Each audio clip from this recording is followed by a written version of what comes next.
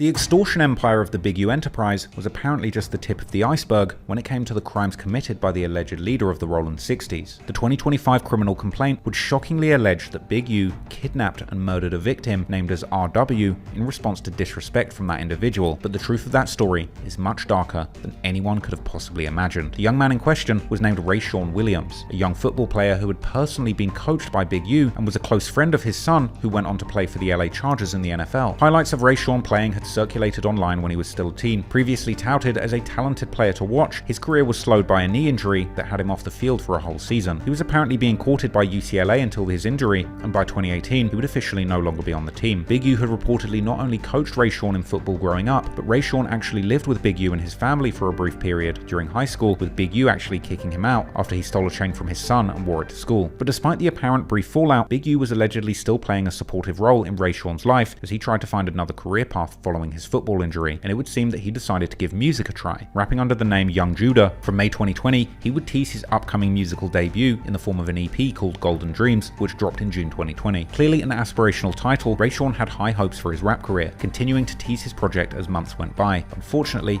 his music wasn't really hitting. He would post snippets of songs that he had made on his IG, and things weren't exactly industry ready. In one song, he called himself Ray Hustle, an ironic reference to Big U's other murdered protege, Nipsey Hussle. As time went on, Rayshawn would post more snippets, and he seemed to be improving as a rapper song by song, even turning on the auto-tune and having a crack at making more emotional pain music. Despite not having success off music yet, Rayshawn was already living the high life, posting pictures of himself chilling in luxury properties. Curiously, he would make one post with a caption saying that some people think that he's rude. Anyway, he continued to experiment, dropping more snippets of music that he'd been working on, and showing himself in Las Vegas on numerous trips throughout 2020. But apparently behind the scenes, there was some kind of disagreement between Rayshawn and Big U, who had been apparently trying to help him get his music career going. Big U was apparently bankrolling Rayshawn's trips to a studio in Las Vegas to record music, but he was seemingly using his time in the wrong kind of ways. According to the criminal complaint, on January the 20th, 2021, Rayshawn allegedly recorded a diss song where he seemed to suggest that someone would get shot in the face over money, with feds making the suggestion that he was actually dissing Big U. It being believed that there was a dispute over Rayshawn wasting Big U's studio time and not making the most of the time that he had been gifted, with reports from another person involved in organizing the studio sessions that Rayshawn had been skipping out and having too much fun during a week where he was supposed to be making a song a day. The day after the alleged diss song, Rayshawn releases a different song as a snippet to his Instagram where he indeed seems to be dissing someone, rapping about how he doesn't need to hate someone he's disagreeing with, but he wishes them the best, and dismissing any criticism that they've made, saying how he doesn't hear it and they should say it with their chest, ending with a sly lyric saying that he's supporting his friends by buying all their merch, and dissing someone for being a snitch and saying how they would get killed for that. It's unclear if any of these lyrics were indeed intended as a sneak diss towards Big U, as he wasn't mentioned specifically. However, the Instagram post that included this song, eerily, was the only one on his page that Big U had liked publicly. It's highly possible that he perceived this as disrespect and was letting Rayshawn know that he had his eye on him. According to the criminal complaint, it's alleged that 2 days later, on January the 21st, interestingly, this being Big U's daughter's birthday, Big U and Vay, aka Robinson, drove from Los Angeles to Las Vegas, arriving at the studio unexpectedly, causing the studio security to be confused and ask a lot of questions. According to the later full indictment, Big U had gone there to confront Rayshawn about his lack of production during the allotted studio time, then later going to Rayshawn's Airbnb at 2 AM to ask him why he hadn't been at the studio the previous day and calling him out for disrespecting the Big U enterprise. The next day, on January the 24th, and into the night of the 25th, Big U was at a recording studio with Rayshawn and somebody else known only as Witness 2. Big U arrived at the studio around 7:04 PM, with Rayshawn arriving an hour or two later, recording a song from 11 PM until midnight, but clearly whatever Rayshawn recorded or said didn't quite cut it for Big U, and things were about to get dark. Then, at 12:37 AM, Big U left the studio, apparently driving Rayshawn back to his Airbnb. During this journey, at 12:58 AM, Big U's phones were turned off. Interestingly, in a 2021 Drink Champs interview, Big U had mentioned how phone data makes it impossible to get away with crimes these days. The unique thing is,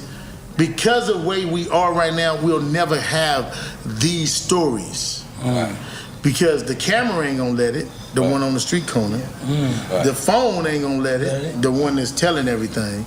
And it's just these stories will become what the mafia stories were. But anyway, perhaps some kind of conversation on that ride between Rayshawn and Big U took a bad turn, leading U to make a decision to do something extreme. By 1:13 AM, Big U had pulled up to the spot where Rayshawn was staying, with Rayshawn spending 10 minutes gathering his belongings and returning to the car with a suitcase. Despite being scheduled to stay at the Airbnb another day, based on the details in the paperwork, Big U would drive with Rayshawn to a location on the I-15 highway. Allegedly, it was here that he would pull off the road, shooting Rayshawn dead and dragging his body into a remote spot off the highway into the desert of Las Vegas near a landfill, with the later indictment showing an image of the crime scene where the body had been found with multiple gunshot wounds to the head. Investigators did test drives to prove that the drive to the location where the body was found matched the amount of time that it would have taken from the car departing from Rayshawn's B&B and then from the murder location to where Big U's phone was turned back on, and started reporting location data once again, which was around 2:15 AM. Within an hour of turning his phone back on, Big U returned to the recording studio covered in sweat, telling those there that he had just been to the gym. Interestingly, days later, Big U demanded the removal of all surveillance and recording equipment and evidence from the studio after he left, with detectives believing that the footage would have shown an altercation between Big U and Rayshawn that took place before the murder. In the early hours of the morning after the murder, according to the paperwork,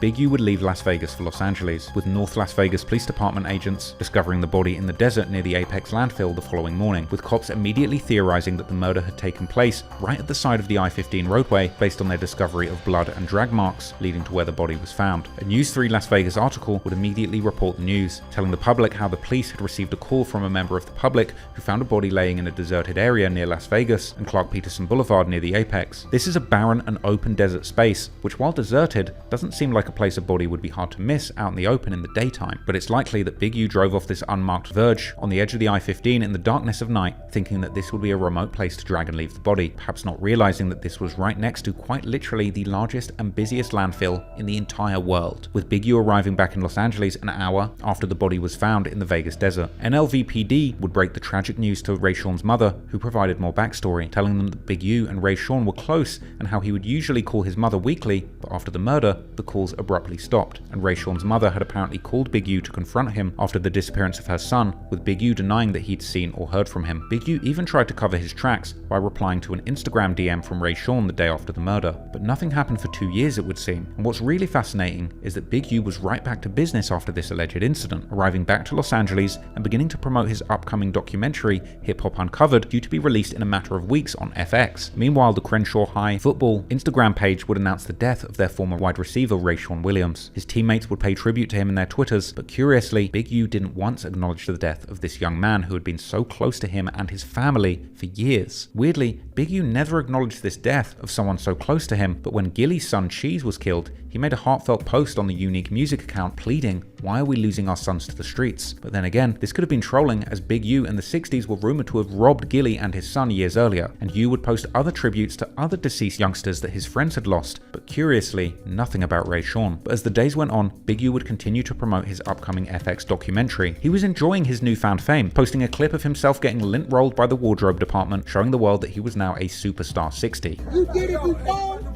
Go ahead. I'm a hug you. They about to put a Sephora in the 60s. Over here, get over here. Yeah, make sure you hit him with the ball. On February the 8th, he would post a cryptic message saying that nobody cares about the truth when the lie is more entertaining. After this, Big U would take to Instagram again to celebrate a billboard for his show placed on Sunset Boulevard, even pulling up to the scene to make a video saying that people are saying that they should stay away from Big U. Trick. What? They say stay away from Big U, cuz. They lying, cause look, Big U got us on the billboard on Sunset. Sunset. He on Sunset. You see that? All up in that mic, you see that motherfucker say, Bang! Big U was laughing at his haters and seemingly sneaking a shot at Nipsey Hussle, saying that the marathon continues. The motherfucking marathon continues, goddammit. This was the opposite of laying low. Big U was soaking up the spotlight despite allegedly killing a close family friend less than a month before this, and the spotlight would shine brighter when eventually Hip Hop Uncovered would drop on February the 12th, 2021. Big U would tease part of the upcoming show, posting a clip where Wiz Khalifa described him as the Godfather and claiming that you can't do anything in rap without Big U being consulted. If I was to describe Big U's role in rap, he would definitely be the Godfather. Can't do nothing without consulting him. He's the only guy who does move how he moves. He was involved with Nipsey. He had a relationship with Death Row. People from certain neighborhoods' names would ring bells, and his name was ringing a lot of bells. U was at the top of the game within just weeks of this alleged murder, and now his story was being broadcast to millions of people on television. Hip Hop Uncovered would break down the life story of Big U in selective detail. It would include interesting tidbits, like a segment where he said that if he doesn't answer the phone, it can mean somebody dies. People don't understand that sometimes if I don't answer the phone, it could be death for somebody else. One of Big U's closest confidants and future co-defendant Bearclaw would even congratulate him on Instagram with a caption saying, "When you sit down and put your mind to it, anything is possible." But clearly behind the scenes, there was pressure on Big U. He would make a post at the start of March, seemingly angry about people coming to him with negative questions and saying that he wants people to keep him out of silly stuff, notably with the comments turned off. He'd post more cryptic statements to Instagram, like this one that says that he respects any man who can heal a heart that he didn't break and raise a child that he didn't make. Perhaps a coded admission of failure, alluding to efforts to help Rayshawn with his football coaching and rap career that ultimately he didn't have the patience to complete. The later criminal complaint would recount a recorded conversation where Big U allegedly seemed to allude to killing a kid who disrespected him and calling out people who thought he was retired. Ultimately, Big U might have just made the biggest mistake of his life, but it would be years before people truly found out all the sordid details of this deadly case. And in those years, not only did more extortion and pressing take place, but the chaos of LA streets would find its way to the podcast world, culminating in a dramatic downfall as several high-profile social media figures slowly pieced together the details of this murder and aired it out on podcasts for the whole world to hear, until finally the feds stepped in and brought things to an explosive end.